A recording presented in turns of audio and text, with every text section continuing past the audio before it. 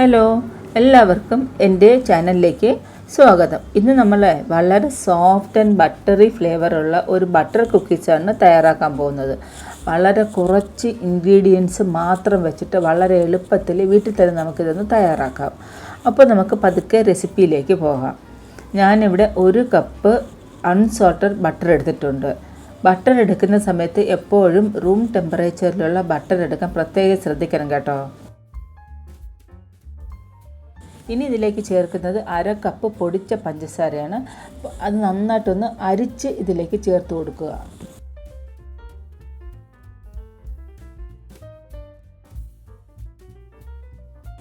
ഇനി ബീറ്റർ അല്ലെങ്കിൽ ഒരു വിസ്ക് വെച്ചിട്ട് നന്നായിട്ട് ഇതൊന്ന് ബീറ്റ് ചെയ്ത് കൊടുക്കാം. ഒരു ലൈറ്റ് കളർ ആകുന്നത് വരെ നമുക്കിതൊന്ന് ബീറ്റ് ചെയ്ത് കൊടുക്കണം.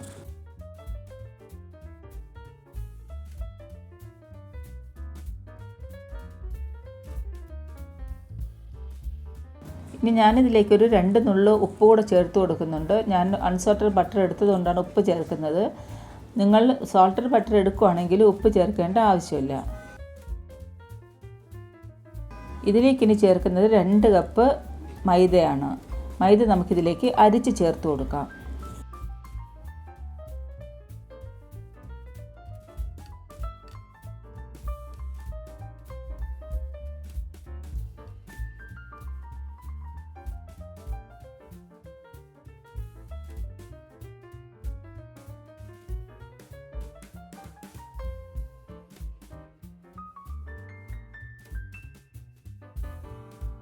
ലോ സ്പീഡിൽ വെച്ചിട്ട് നമുക്ക് ചെറുതായിട്ടൊന്ന് മിക്സ് ചെയ്ത് കൊടുക്കാം.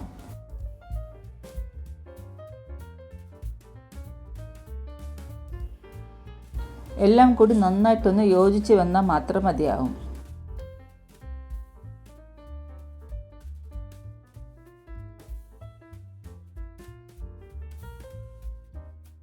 അതിനുശേഷം കൈകൊണ്ട് തന്നെ നമുക്കിത് നന്നായിട്ടൊന്ന് ഉരുട്ടി റോളാക്കി എടുക്കാം.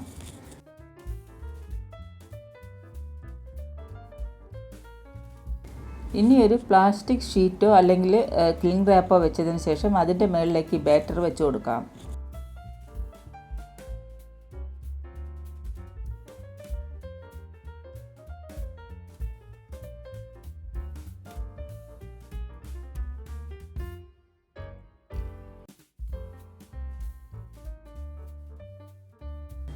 ക്ലിംഗ് റാപ്പ് കൊണ്ട് പൊതിഞ്ഞതിന് ശേഷം ഒരു സിലിണ്ടർ ഷേപ്പിൽ നമുക്കിതൊന്ന് റോൾ ചെയ്തെടുക്കാം.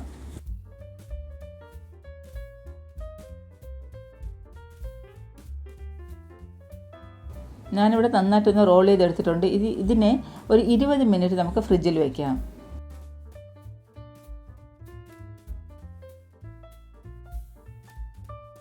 ഇവിടെ 20 മിനിറ്റ് കഴിഞ്ഞിട്ടുണ്ട്. ഏകദേശം ഇത് നന്നായിട്ടൊന്ന് കട്ടിയായി കിട്ടിയിട്ടുണ്ട്.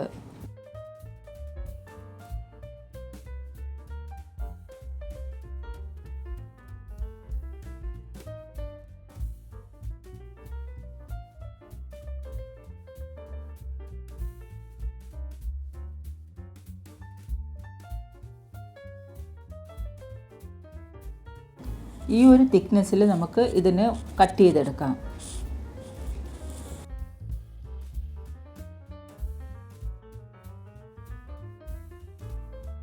ബേക്ക് ചെയ്യുന്ന ട്രെയിനിലേക്ക് ബട്ടർ പേപ്പർ വെച്ചതിന് ശേഷം കുക്കീസ് എല്ലാം അതിൻ്റെ മുകളിൽ വെച്ച് കൊടുക്കാം.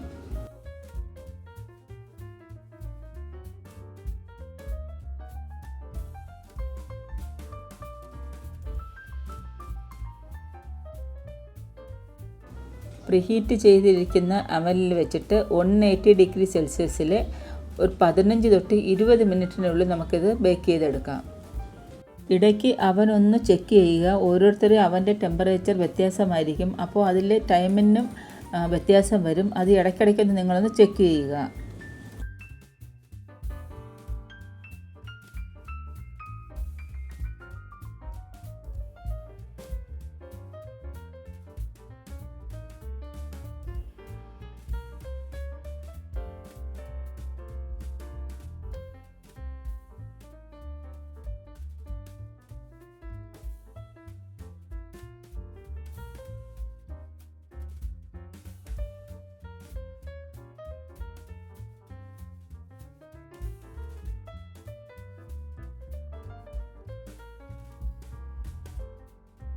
റെസിപ്പി ഇഷ്ടമായാൽ ലൈക്ക് ചെയ്യാനും ഷെയർ ചെയ്യാനും മറക്കരുതേ. അപ്പോൾ ഇനി കാണാം മറ്റൊരു ഹോം മെയ്ഡ് റെസിപ്പിയുമായി.